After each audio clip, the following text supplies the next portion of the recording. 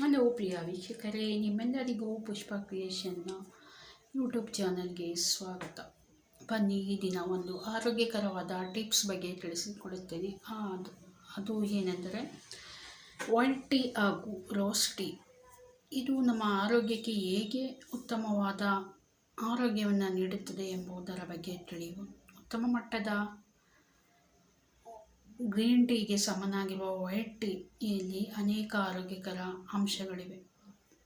ಇದು ದೇಹದ ಕೊಲೆಸ್ಟ್ರಾಲನ್ನು ಕಡಿಮೆ ಮಾಡಿ ಹೃದಯದ ಆರೋಗ್ಯವನ್ನು ಹೆಚ್ಚಿಸುತ್ತದೆ ಹಾಗೂ ದೇಹದ ತೂಕವನ್ನು ಕಡಿಮೆ ಮಾಡುತ್ತದೆ. ಅದೇ ರೀತಿ ರೋಸ್ ಟೀ ಇದು ಅತ್ಯಂತ ಪ್ರಾಚೀನ ಶೈಲಿಯ ಚಹವಾಗಿದ್ದು, ಇದರಲ್ಲಿ ಅಧಿಕವಾಗಿ ಪೆಕ್ಟಿನ್, ಮ್ಯಾಲಿಕ್, ವಿಟಮಿನ್ ಸಿ ಹಾಗೂ ಸಿಟ್ರಿಕ್ ಆಮ್ಲಗಳ ಅಂಶಗಳಿವೆ. ಇದರ ಸೇವನೆಯಿಂದ ದೇಹದ ಕಲ್ಮಶವೆಲ್ಲ ಹೊರಹೋಗುತ್ತವೆ ಹಾಗೂ ಚರ್ಮ ಹೊಳಪನ್ನು ತಂದುಕೊಡುತ್ತದೆ.